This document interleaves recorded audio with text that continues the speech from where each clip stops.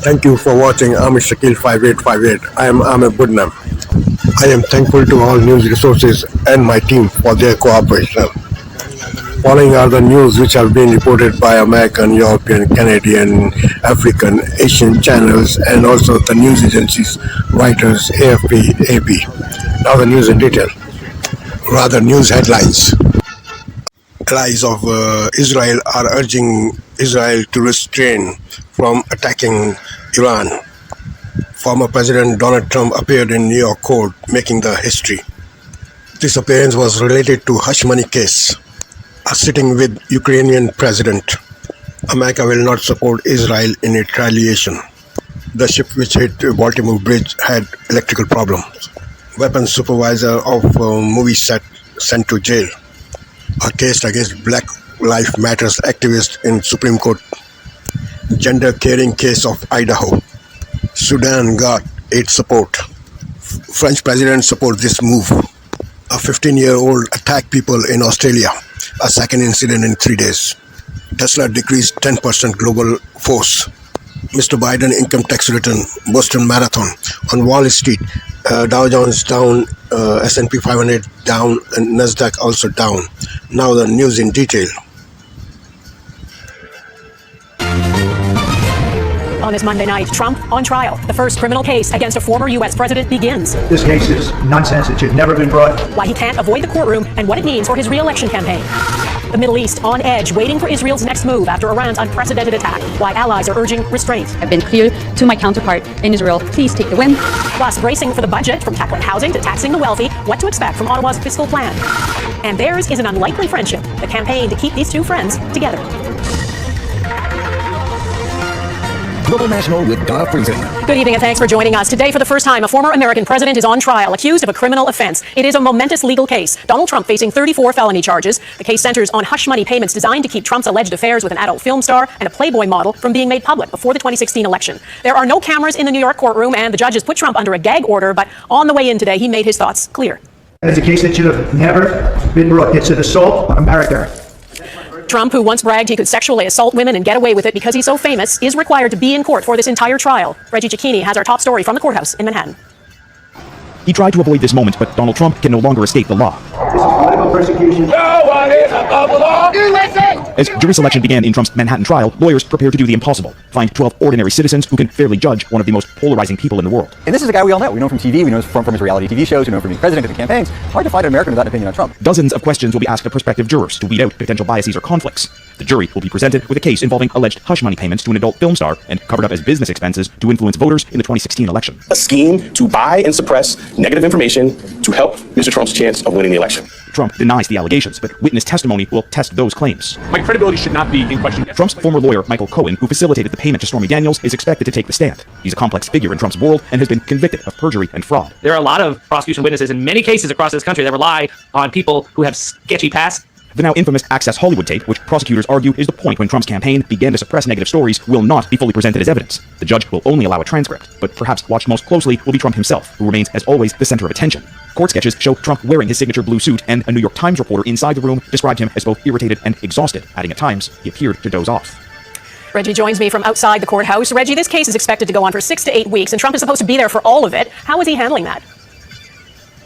Donna, New York law requires Donald Trump to be in court every single day, and that erodes the time he has available to be on the campaign trail, but he has been cut a break. The judge has previously scheduled Wednesdays off to deal with other court matters, allowing Trump to hold some events, albeit with restrictions on what he can and cannot say about this trial. In fact, he's facing a newly scheduled contempt hearing on allegations he's repeatedly violated a gag order that's already in place. That's scheduled for April 23rd, just 2 days before the U.S. Supreme Court will hear arguments on whether a president can even be prosecuted, although a decision on that is not expected until June. Donna? Lots to come. Reggie Cicchini in Manhattan tonight. Thanks. The world is waiting to see what Israel's war cabinet intends to do in response to Iran's unprecedented missile and drone attack. Israel's defense system, with the help from allies, destroyed 99% of what Iran unleashed. But Israel's war cabinet, which met today, has vowed to exact a price. Israel's allies are all urging restraint. The U.S. has said it will not participate in any offensive strike on Iran. President Biden, in a phone call to Israel's prime minister, told him nothing was hit and urged him to take the win. Today, Canada's foreign affairs minister echoed that. I have been clear to my counterpart in Israel. Please take the win and make sure that we can work together to bring back peace in the region. Our Europe Bureau Chief Crystal Gamansing reports on the diplomatic pressure on Israel to show restraint. Saturday into Sunday morning, Israel withstood an aggressive and historic attack from Iran. of more than 300 drone and missiles. 99% were intercepted by Israel, with British, American, French, and Jordanian forces assisting in a deflection operation. In many ways, Iran has suffered a double defeat, the almost complete failure of their attack. And also, by making this attack, they've revealed to the world their true nature as the malign influence in the region. Calls for calm are international. Canada, France, Germany, even officials in India and Kenya are chiming in with diplomatic notes of de-escalation. Israel did not have to and does not have to defend itself alone when it is the victim of an aggression, the victim of an attack.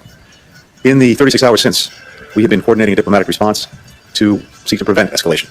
The U.S. has stated it won't participate in an Israeli counteroffensive on Iran.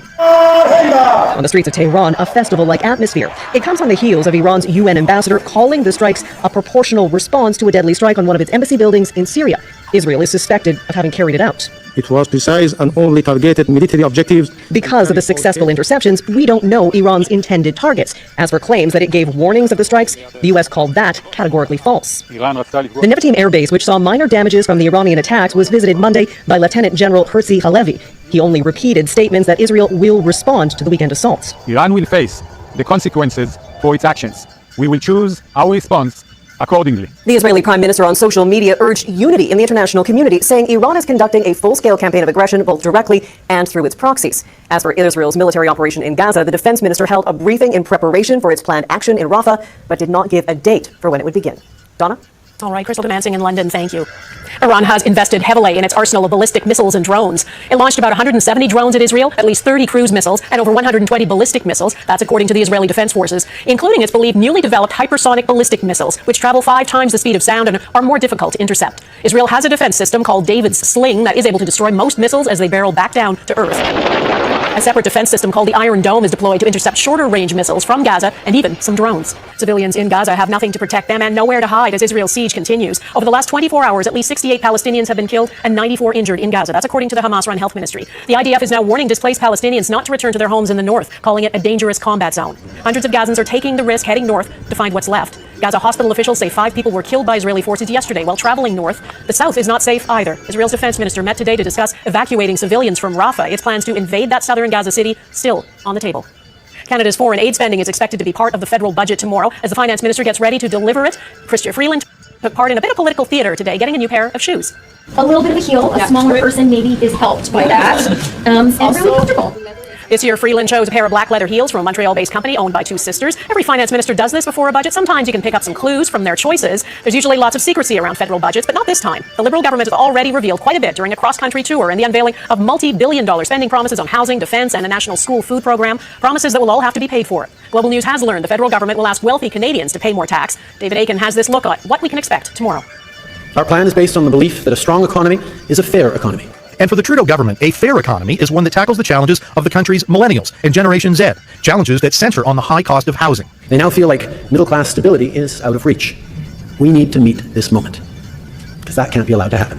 The PM and his ministers have already announced more than $37 billion in new spending or lending commitments, much of that to spur new home construction and to assist renters. The big question for the budget is how to pay for all of that. Government sources say expect higher taxes on the wealthy, though it's unclear how much extra revenue that would produce. That does create a risk that we do see a flight of some of the top earners from Canada. Take on that corporate greed. The Liberal minority government will rely on the NDP to get its budget through the House of Commons, and the NDP want higher taxes too, but on the profits from grocery store chains and from oil and gas companies. We absolutely believe that the wealthy should pay their fair share, but what we've been focused on when we look at the cost of living crisis we're in, it's large corporations that are exploiting Canadians. The Conservatives, on the other hand, had a stark warning about debt. Our debt is 3.5 times our economy. This 18-minute video, narrated by Conservative leader Pierre Poilievre, was released over the weekend. This is Debt Nation, Episode 2, Large Debt Buildups. Economists, though, are less worried about government debt. Is the deficit and the debt level as bad as where we were in the 90s? Absolutely not. But economists are worried about household debt levels, especially among millennials. And they say that is a risk that the government ought to account for in the budget tomorrow. Donna.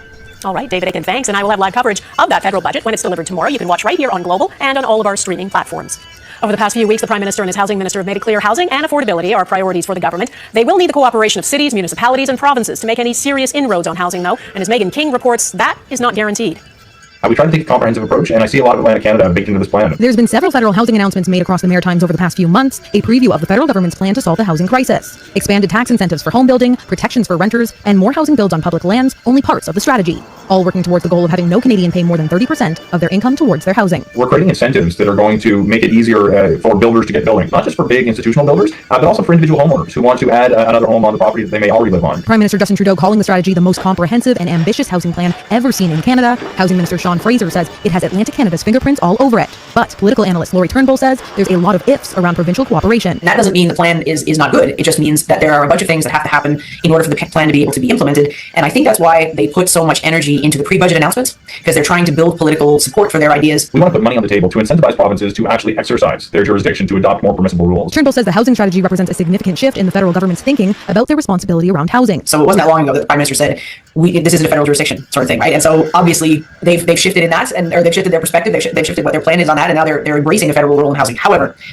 there's a little bit of, you need to read the fine print on this one. Implementing much of this housing plan will take time, and many Canadians are feeling the financial pressures of the housing crisis. Megan King, Global News, Halifax. When politics comes to blows, coming up, the controversial bill that led to a brawl in Georgia's parliament. It's not what you expect from lawmakers. An all-out brawl in Georgia over a divisive new law. Dubbed the Foreign Agent Bill, the legislation calls for organizations to register as being under foreign influence if they receive more than 20% of their funding from abroad. Protesters say the bill compares to legislation used by Russia to crack down on dissent there. There's been another stabbing in Australia, and police have declared it a terrorist incident. It happened at a church in a Sydney suburb. A 15-year-old has been arrested. At least 4 people were injured, including a bishop who was attacked while his sermon was being live-streamed. It happened at an Assyrian Orthodox church. 2 police officers were also hurt when a crowd rushed to the scene and clashed with riot police. And in the other stabbing at a Sydney mall, police believe the suspect was not motivated by ideology, but was targeting women. The 40-year-old killed 6 people on Saturday before he was shot and killed by a police officer. 5 of the dead are women. 1 man was killed, a security guard who had tried to intervene. The suspect's father says his son had mental health issues since he was a teenager. He wanted a girlfriend, and he's got no social skills, and he was frustrated out of his brain. 12 others were injured in that attack, including a baby. Police have ruled out terrorism. The FBI has opened a criminal investigation into that fatal Baltimore Bridge collapse. The Francis Scott Key Bridge was struck by a container ship called the Dali on March 26. 6 people on the bridge were killed. The investigation will look at the circumstances leading up to that crash. And a statement the FBI said court-authorized law enforcement activity was taking place on board the Dali today. This is a separate investigation from one being conducted by the Transportation Safety Board. In New Mexico, the weapons supervisor on the set of the movie Rust has been sentenced to 18 months in prison. Anna Gutierrez-Reed was the armorer during the film of the movie Rust in 2021. She was found guilty in March of involuntary manslaughter. She mistakenly loaded a live round into a prop gun for actor Alec Baldwin, who then fatally shot cinematographer Helena Hutchins and injured director Joel Sousa. Baldwin will face his own manslaughter trial in July. It's been a long time coming ahead. What's finally being given to a BC First Nation? It's being described as a first-of-its-kind deal between an Indigenous nation and the government. The Haida Nation in north-central British Columbia has signed an agreement with the province recognizing Aboriginal title over the land. Aaron MacArthur explains what it means to the Haida Nation. And the signing is proceeding. An agreement decades in the making. The BC government formally accepting that the Haida Nation has Aboriginal title to all of Haida Gwaii, an archipelago made up of some 200 islands off the northwest coast of BC. The agreement, a first in Canada, has been reached outside of the treaty process and outside the court system. We're not here to celebrate necessarily today, but to carry out the work that's necessary. The agreement, signed and ratified by the Haida Nation, must still be passed by the BC legislature. Once in place, the 2 sides will negotiate the terms over the course of the next 2 years. But according to the agreement, Aboriginal title will not affect public services, like the ferry terminals or healthcare and schools. It also includes a commitment from the Haida to leave privately owned lands unchanged and under provincial authority. It will be the first time in Canada that title is recognized in this way.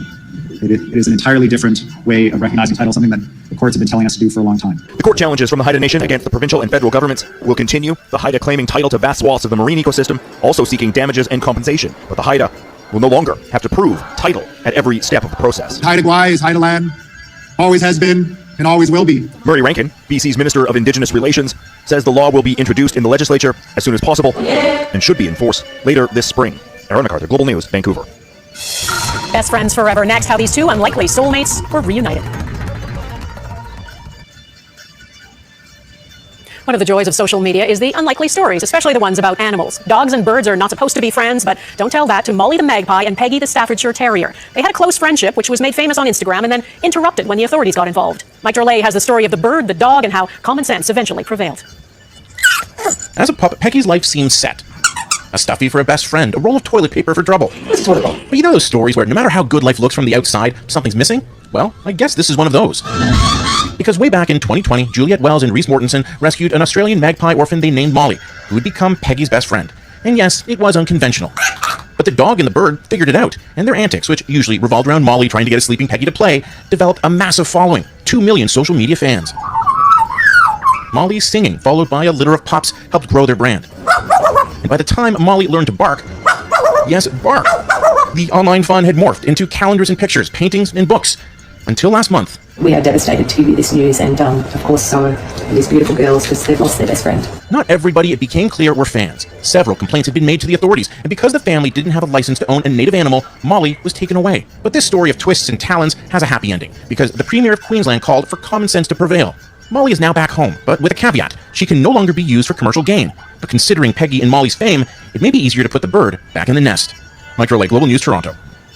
That is Global National for this Monday. I'm Donna Friesen. Tonight's Your Canada is the community of Seaforth, Nova Scotia. We'd love to see Your Canada. Please email it to viewers@globalnational.com. And thanks for watching. Hope to see you here again tomorrow. Bye-bye.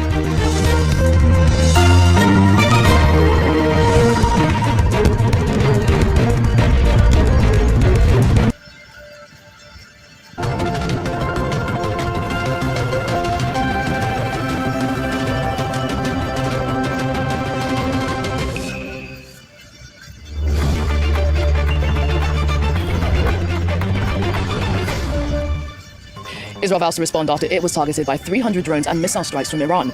The attack largely thwarted by Israel and its allies, many of whom are calling for restraint. It's the first criminal prosecution of a former US president in history. Donald Trump on trial in New York over allegations he covered up payments to porn star Stormy Daniels in return for her silence. The presumptive Republican nominee calling the case a political witch hunt. And Sudan marks the grim milestone of 1 year of civil war. The anniversary sees France and its allies raise over €2 billion for the conflict-ridden country, where thousands have been killed and millions displaced. Hello, thanks for joining us here for Night Watch on France 24. We begin the program in Jerusalem, where Israel's military chief is vowing that his country will respond following the barrage of missiles and drones fired by Iran over the weekend. Now, that attack caused only minor damage, including to a military base in southern Israel. Most of the weapons were shot down by its allies and the army, many of whom on Monday called for restraint. The attack came after 2 weeks since a deadly Israeli strike on an Iranian consular building in the Syrian capital. With more on international reactions to the strike, here's France 24's Selena Sykes. Iran called its response necessary and proportionate and said that the matter can be deemed concluded. While all eyes are now on what Israel will do next, Iraq, a rare ally of both Washington and Tehran, called for restraint in the Middle East during a visit to the US for talks with US President Joe Biden. And in this spirit of partnership, our views may be divergent about what's happening in the region, but we agree certainly on international law. We are actually very eager about stopping this war, which has already claimed the lives of thousands of civilians. The United States is committed to Israel's security. We're committed to a ceasefire that will bring the hostages home and prevent conflict from spreading beyond what it already has. At a time when Israel finds itself increasingly isolated over its war in Gaza, the US and other allies came to its defense on Saturday. But after the Iranian strike failed to cause widespread damage, Israel's allies made it clear they do not support a wider war with Iran. We condemned it, we intervened, and today we are going to do everything we can to prevent the situation from flaring up or escalating. And so we are going to try to convince Israel that we should not respond by escalating, but rather by isolating Iran, by convincing the countries in the region that Iran is a danger. At the 11th hour, Arab neighbours also helped Israel defend against the bombardment from Iran, but also from Iraq, Syria, Yemen and Lebanon, where Iranian-backed armed groups are present. Jordan intercepted drones and missiles that went through its airspace, while the Wall Street Journal reported that Saudi Arabia and the UAE shared intelligence with the Jewish state. On Monday, the calls for restraint came from Iran's allies, Russia and China too, with both also calling for a political and diplomatic solution. While the tit-for-tat attacks have sparked fears of a bigger war expanding from Gaza into the wider region, the enclave has had long queues outside Gaza City, a bakery that reopened on Sunday. The bakery had closed 6 months ago as there was no flour to make bread and no power to operate the ovens. Most of Gaza's population is facing famine. The EU accused Israel last month of using starvation as a weapon of war. Jenny Shen reports. The queue outside this bakery in Gaza stretches as far as the eye can see. It's reopened for the first time since the war began, a rare and most welcome sight for Palestinians. Praise Allah, after a long struggle, 6 months after the bakery was closed, we began the first day of producing bread to help prevent famine in the Gaza Strip. The World Food Programme confirmed that it managed to deliver fuel and flour to northern Gaza, which allowed the bakery to reopen its doors and produce 14,000 bread parcels a day. This Palestinian father is delighted and relieved to be sitting down for a modest meal with his family. He's had to walk through piles of rubble and destroyed buildings before reaching the bakery. God knows what we had to walk through to get this bread. And because I didn't want to take the chance of not securing any, I took my wife with me so that there would be a higher chance we would return home with bread. So that we wouldn't need to eat bread that we had to make with flour mixed with sand and dirt. 8 convoys have struggled to reach northern Gaza, the battleground in the first months of Israel's ongoing offensive. Amid mounting international pressure, Israel has opened a new crossing to ramp up aid deliveries, but it still falls far short of Gaza's needs. Most of its population of 2.3 million face an acute food crisis, with humanitarian aid groups saying famine has already arrived in parts of the territory. Let's move to other world news now. Attacks on the Zaporizhzhia nuclear power plant puts the world dangerously close to a nuclear accident. That's the warning from the head of the International Atomic Energy Agency. Rafael Grossi says Europe's largest nuclear power station suffered 3 attacks on April 7th. Both Russia and Ukraine have traded blame for the incident. Take a listen to what the head of the nuclear watchdog had to say earlier. the reactors are operating at an extremely low level. They're not producing any energy or electricity or power, which means that the temperature of the core is much, much lower. So in case, if there was an attack or something that would compromise the physical integrity, then the consequences would be easier to mitigate. It doesn't mean that there wouldn't be consequences. It would be an easier crisis to be mitigated. Let's go to New York now, where prosecutors have wrapped up the first day of a historic trial. That's the hush money case brought against former President Donald Trump over allegations that he falsified documents to cover up a sex scandal involving porn star Stormy Daniels. It's the first criminal trial against an American president in U.S. history and comes before the presumptive Republican nominee runs for president again this November. The former commander-in-chief has described the case as an assault on America. Sophie Lamott has the very latest. Shadowed by helicopters, Donald Trump's motorcade pulled out outside this Manhattan courthouse, marking an unprecedented moment in U.S. history, the first ever trial of a former president. As he walked out of court, Trump denounced what he described as political prosecution. The judges are going to allow me to escape this scam. It's a scam trial. If you read all of the legal pundits, all of the legal scholars today, there's not one that I see that said this is a case that should be brought or tried. It's a scam. It's a political witch hunt. The former president is accused of making so-called hush money payments to porn star Stormy Daniels on the eve of the presidential election in 2016. He has pleaded not guilty. The trial begins with the process of picking a jury, a challenging task for an issue that has bitterly divided Americans. Trump is obliged to attend the trial, which is expected to last through May. Because he's also the presumptive Republican nominee, he has to spend his days in court and do his campaigning by night. Outside the building, pro- and anti-Trump protesters gathered. I wanted to show support for President Trump in a public way. I think it's important to show we don't like what's going on here. Monday's trial is only the first of 4 criminal trials faced by the former president. The others could put yet more at stake for him, involving government secrets and threats to democracy. Police in Australia have classed a knife attack during a church service in Sydney as a religiously motivated terrorist act. The mass was being live-streamed when the attacker stabbed a bishop and 3 other people. The bishop is now being treated for non-life-threatening injuries. The incident comes just days after another man killed 6 people and injured others in a stabbing spree at a shopping centre in a Sydney suburb. Now, it's been described by aid workers as a neglected but devastating conflict. Sudan has been marking the grim milestone of 1 year of wars this Monday. The conflict between the Sudanese army and the paramilitary group, the Rapid Support Forces, has killed thousands of people, triggered an unprecedented humanitarian crisis, and displaced millions. The UN Secretary-General Antonio Guterres suspects war crimes and crimes against humanity are being committed in Sudan. But in a bid to ease suffering in the country, France and its allies say they've raised more than €2 billion at a conference held in Paris Monday. 12 months after the war broke out, senior officials gathered in Paris for an international humanitarian conference on Sudan. They pledged to donate €2 billion in a bid to mitigate the hardships of the 25 million civilians caught in the crossfire of a deadly conflict. Today, through this mobilization and our collective presence, we are sending a clear message to the belligerents, solemnly calling on them to respect international humanitarian law and the protection of civilians.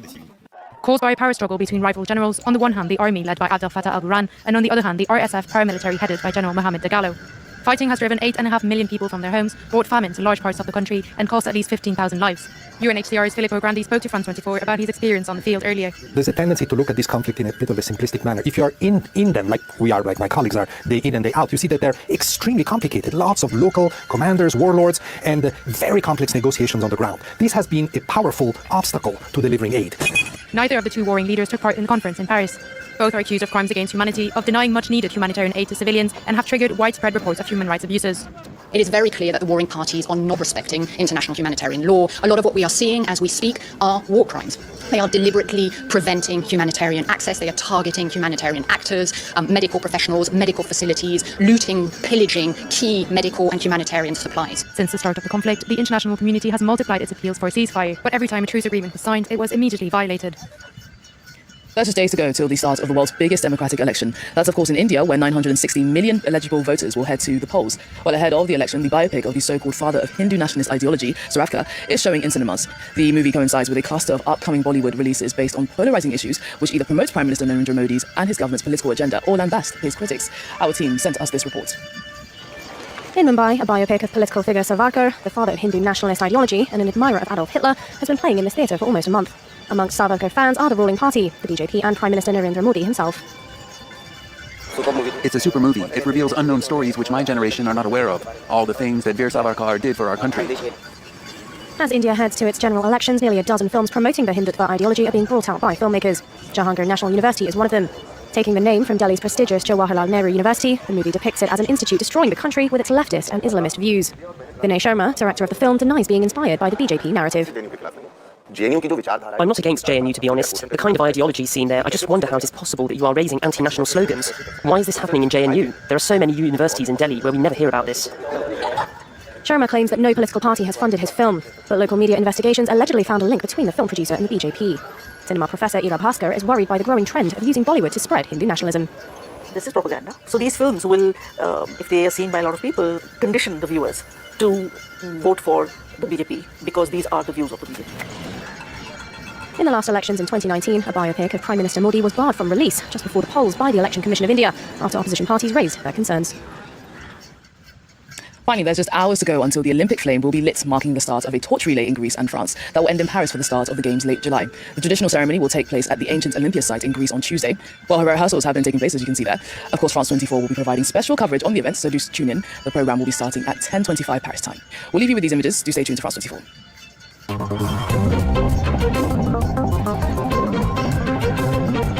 I'm Matt Hunt, France 24 correspondent based in Bangkok. Follow me here for breaking news and stories from Southeast Asia on France 24. Matt Hunt, one of the 200 France 24 correspondents around the world.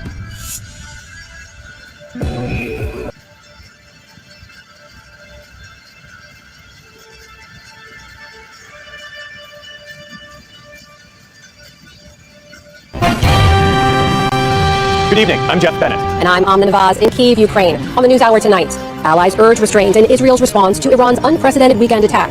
History is made as former President Trump's criminal trial for making alleged hush money payments to an adult film actress gets underway in New York.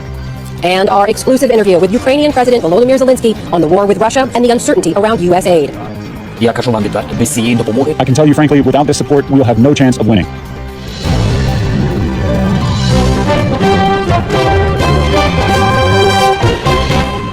Major funding for the PBS NewsHour has been provided by the ongoing support of these individuals and institutions, and friends of the NewsHour, including Leonard and Norma Chlorfine, and the Judy and Peter Bloom Kovler Foundation. Actually, you don't need vision to do most things in life. Yes, I'm legally blind, and yes, I'm responsible for the user interface. Data visualization. If I can see it and understand it quickly, anyone can. It's exciting to be part of a team driving the technology forward. I think that's the most rewarding thing. People who know BDO. Certified financial planner professionals are proud to support PBS NewsHour. CFP professionals are committed to acting in their clients' best interests. More information at letsmakeaplan.org. Two retiring executives turn their focus to Greyhounds, giving these former race dogs a real chance to win. A Raymond James financial advisor gets to know you, your purpose, and the way you give back. Life well planned. The William and Flora Hewlett Foundation. For more than 50 years, advancing ideas and supporting institutions to promote a better world. At hewlett.org. And with the ongoing support of these individuals and institutions.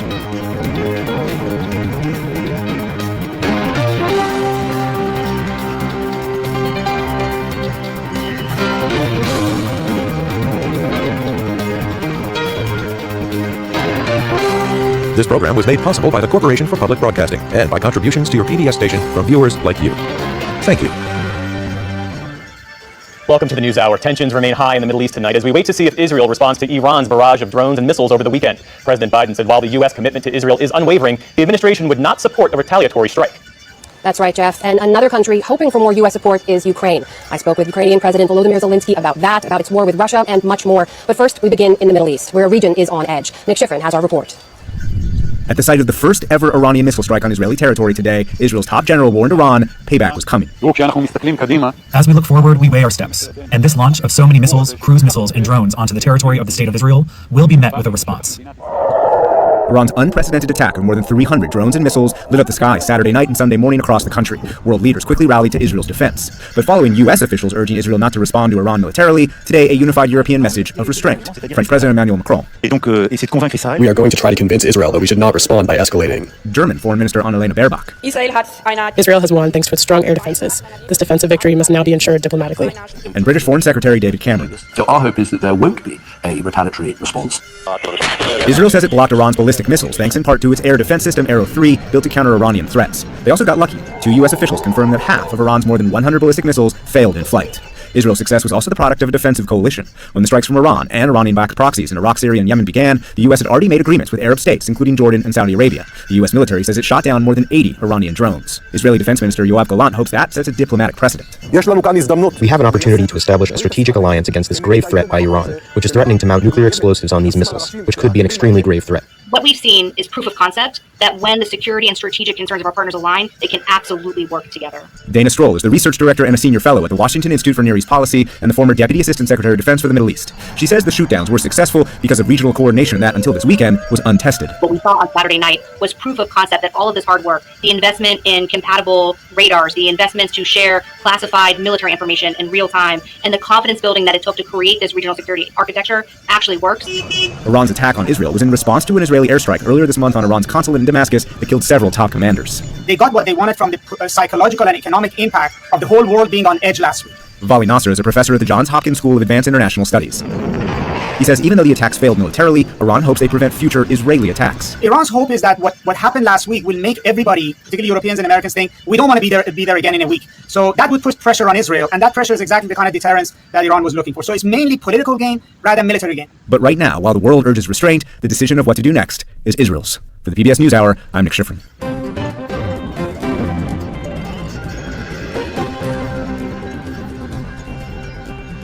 In the day's other headlines, the ship that caused last month's Baltimore bridge collapse had electrical issues before setting off. That's according to the Associated Press. The news comes just hours after media outlets reported the FBI has opened a criminal probe into why the cargo ship Dolly crashed into the Francis Scott Key Bridge. Aerial footage showed people on board the vessel this morning. The FBI confirmed its agents were carrying out a court-approved search but would not elaborate. The bodies of 3 workers killed in the collapse have been recovered. 3 others are presumed dead. The weapons supervisor on the set of the movie Rust was sentenced to 18 months in prison today. In March, a court in New Mexico found Hannah Gutierrez-Reed guilty of involuntary manslaughter. She was accused of loading a live round into a gun that actor Alec Baldwin was using that accidentally killed cinematographer Helena Hutchins in 2021. Baldwin's own involuntary manslaughter trial is set to start in July. The U.S. Supreme Court is allowing a Louisiana police officer to move forward with a lawsuit against a Black Lives Matter activist. Civil rights groups warn the case threatens the right to protest. The unnamed officer accuses DeRay McKesson of negligence after he was struck by an object during a 2016 protest in Baton Rouge. At issue is whether McKesson can be held liable for the injuries as the protest organizer.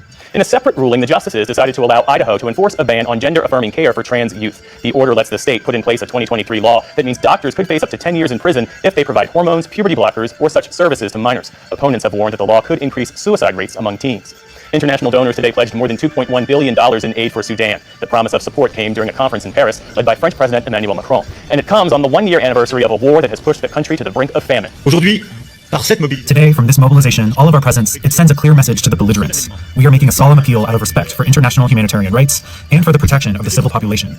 Macron added that the funds will go toward food, water, medicine, and other urgent needs, but did not provide any specifics. Police in Australia have arrested a 15-year-old boy after a bishop and several churchgoers were stabbed during a church service. Worshippers at Christ the Good Shepherd Church in Sydney were able to overpower the attacker. There were no life-threatening injuries. Outside the church, police in riot gear worked to subdue crowds who had gathered at the scene. A number of houses have been damaged. They've broken into a number of houses to gain weapons to throw at the police. They've thrown weapons and items at the church itself. There was obviously people who wanted to get access to the young person who was causing injuries to the clergy people. Monday's attack comes after a separate stabbing incident this weekend at a mall in Sydney that killed 6 people. Tesla is laying off more than 10% of its global workforce in a bid to cut costs. That's about 14,000 employees. The electric vehicle maker posted dismal first-quarter sales amid growing competition. Price cuts also failed to lure buyers. Tesla shares have lost about 1/3 of their value so far this year. On Wall Street today, worries over tensions in the Middle East offset a strong reading on retail sales. The Dow Jones Industrial Average dropped 248 points to close at 37,735. The Nasdaq lost 290 points. The S&P 500 gave back 61. And today, of course, is tax day, the deadline for filing 2023 returns. The White House today said that President Biden and the First Lady filed theirs jointly. They made nearly $620,000 last year. The Bidens paid $146,629 in federal income tax, and their tax rate was 23.7%. And some 30,000 runners laced up this morning to conquer a classic, the Boston Marathon. The course takes athletes through small New England towns and culminates in the heart of Boston's Back Bay. Ethiopia's Sisay Lema crossed the finish line first in just over 2 hours and 6 minutes. On the women's side, Helen Obiri of Kenya defended her title with a time of 2 hours and 22 minutes. Still to come on the NewsHour, Ukraine's President Zelensky on his urgent need for equipment and ammunition in his ongoing battle against Russia. On this tax day, a comparison of the policies proposed by 2024 presidential candidates Biden and Trump. And Tamara Keith and Amy Walter break down the latest political headlines.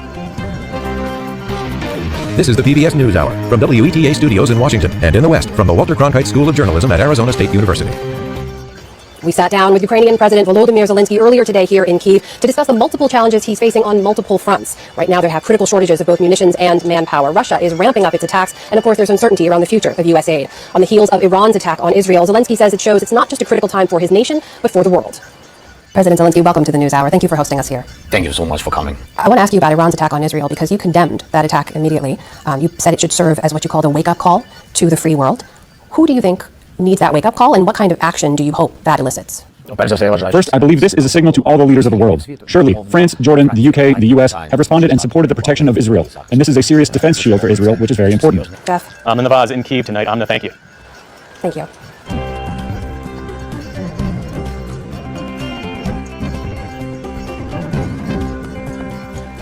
Former President Donald Trump's first criminal trial started today in New York City. It's the first of 4 criminal indictments that Mr. Trump is facing. It's an historic moment, the first criminal trial of any former president. He faces 34 counts of falsifying business records to cover up an alleged extramarital affair that surfaced during his 2016 campaign. Mr. Trump today cast himself as under attack, calling the trial a, quote, political persecution. Joining us now from New York is our William Brangham, who's been covering the former president's legal cases. So, William, jury selection started this afternoon, but only after a good deal of sparring over various motions. Walk us through exactly what happened. Jeff, the day started out with a lot of conversation about the gag order that was placed on Donald Trump by this judge, Juan Merchan, and whether or not Trump... That is William Brangham in New York City for us tonight. William, thank you.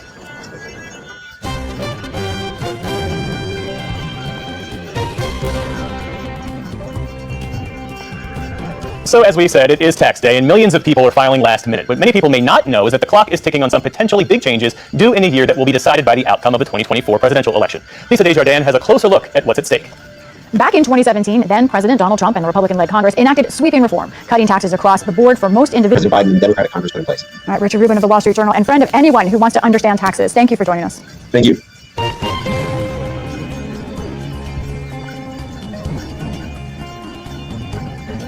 From the conflict in the Middle East to Donald Trump's first day in court as a criminal defendant, let's discuss the political implications with Amy Walter of the Cook Political Report with Amy Walter and Tamara Keith of NPR. It's good to see you both. So there's been some news as we've been on the air about U.S. foreign aid. House Speaker Mike Johnson shared with his House Republican colleagues in a private meeting his plan to put on the floor this foreign aid package after months of delay. He's calling for separate votes to him on aid to Ukraine, aid to Israel, aid to Taiwan, and then a fourth vote on this forced sale of TikTok. Keith, thanks to you both as always. You're welcome.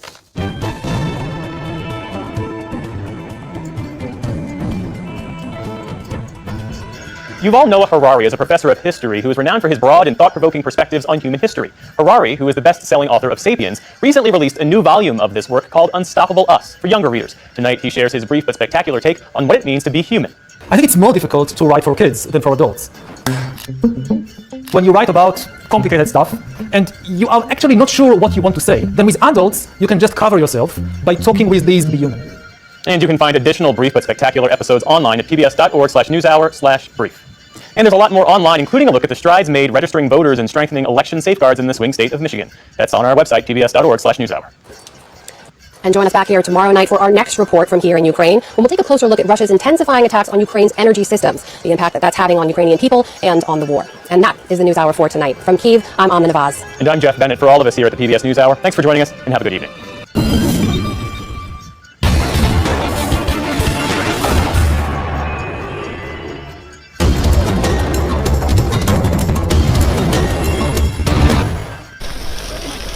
Floods have killed at least 58 people in Tanzania during the last 2 weeks, the government said, as heavy rains continue in the East African country. The coastal region was hit hardest, with over 100,000 people affected, according to the government. Government spokesperson Mobari Matinyi said on Sunday that essential supplies, including food, had been distributed to those affected. Tanzania plans to construct 14 dams to prevent flooding in the future. East Africa is experiencing heavy rains, with reported flooding in neighboring Kenya, killing at least 13 people so far. In the western and central regions, flooding has displaced thousands from their homes. Infrastructure has also been damaged, and those living in flood-prone areas are being urged to move. The rains are expected to reach their peak towards the end of this month. 10 years have passed since the fateful night when darkness descended upon Nigerian village of Chibok. On Sunday, campaigners and those affected by the event gathered in Lagos to mark the 10th anniversary of the kidnapping, calling for the nearly 100 girls still in captivity to be freed. It has been difficult in some parts and somehow good, because in the 10 years, I spent 3 years in the captivity.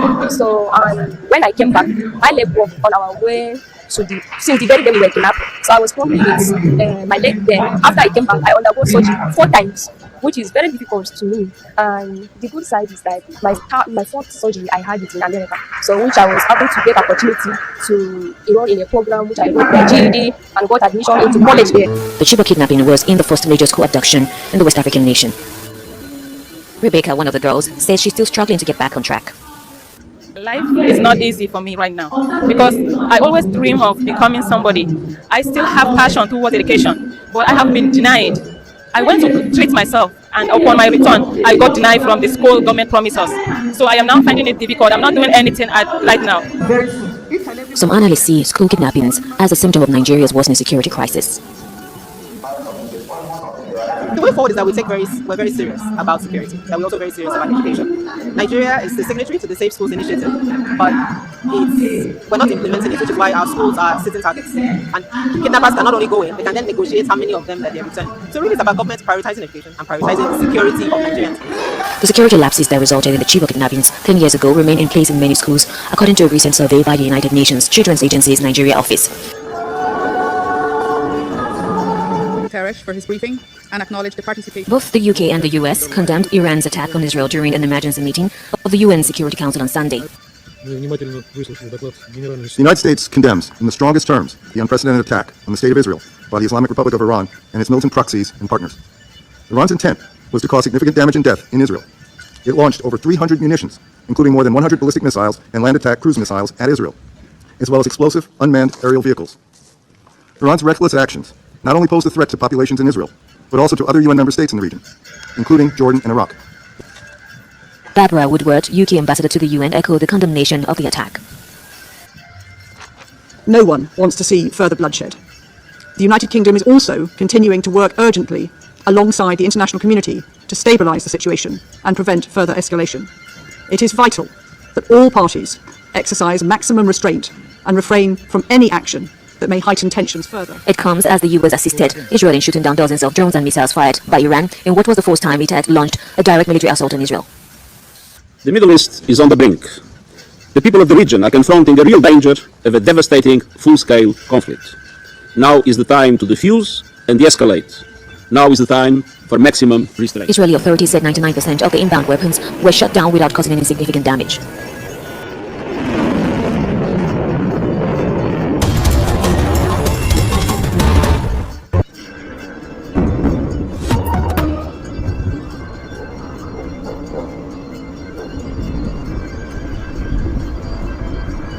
Come with that, but says some fear the day will come when Svalbard may no longer be a viable place to live. People are realistic and they know, well, if there is no future, then there is no future. Then we have to do like people before us did. You move on. For now, at least, this community is doing what it can to thrive in the face of climate change.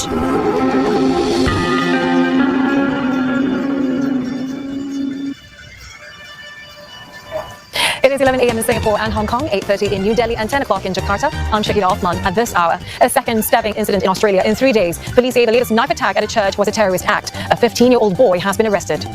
Restraint or revenge? Israel faces the dilemma in its response to Iran's unprecedented aerial retaliation over the weekend. Israeli military says it is on high alert. World leaders fear wider conflict. China's economy grew 5.3% on year in the first quarter, beating market expectations, but continued weakness in key sectors suggest the foundations for sustainable growth remains shaky. And I'm Julie Yu, reporting to us live from Ecosperity Week in Singapore, where today's focus centers on the role of nature and private financing in the battle against climate change. Look for why investing in nature is essential for achieving climate goals, identify obstacles, and assess the effectiveness of innovative strategies like debt for nature swaps.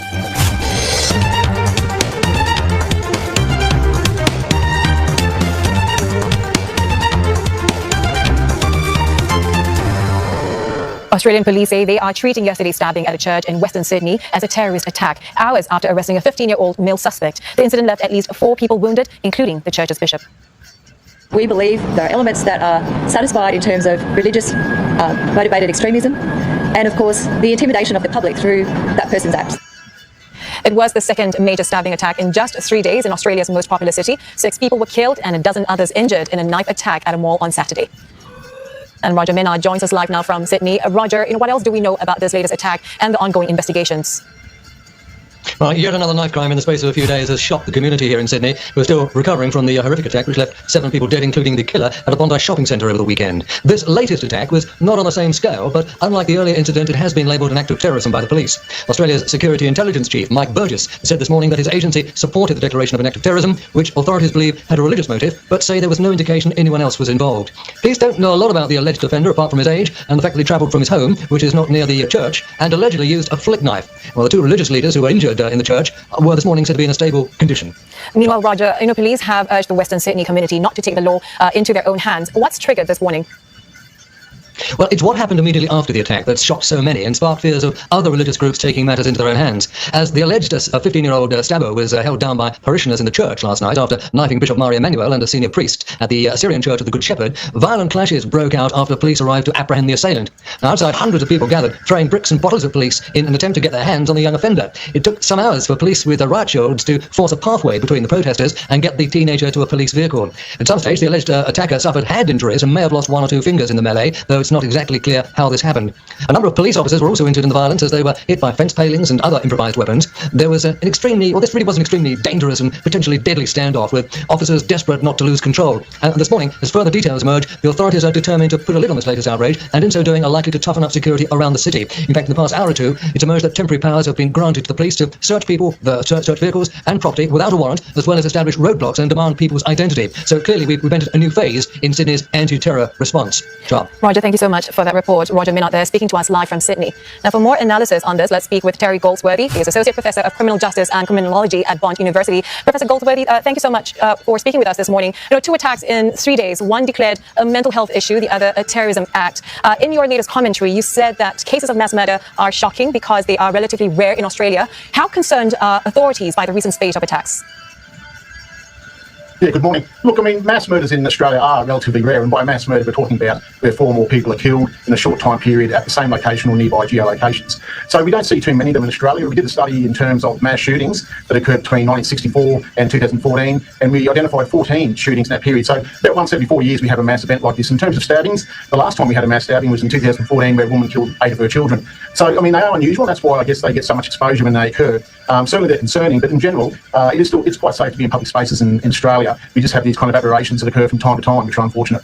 Now, in the case of the Bondi Junction mall attack, police have said that it is obvious that the killer had targeted women. This has, of course, raised questions about the phenomenon of misogynistic ideology in Australia. If you could tell us, how common is this problem in the country, and how can we avoid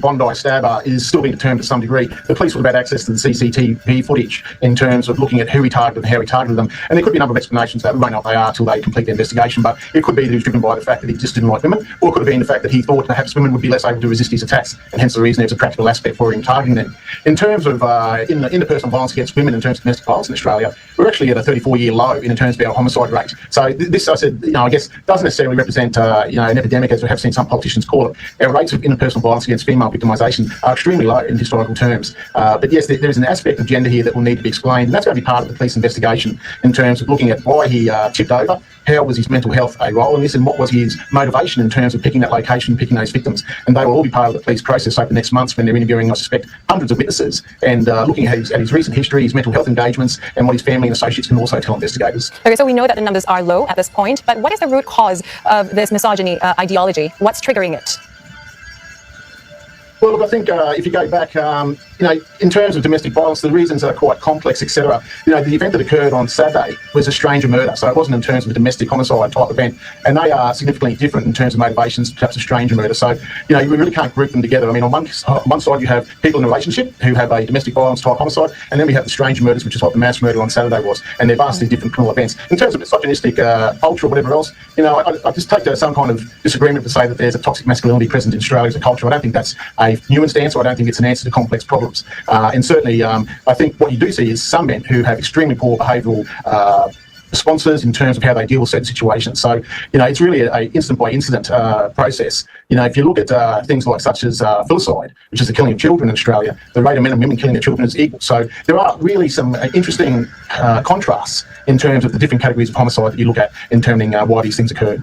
So while there are still many questions about the recent Sydney attacks, some investigations have concluded, some are still ongoing. What are authorities looking out for next, and how can the nation really recover from these traumatic incidents?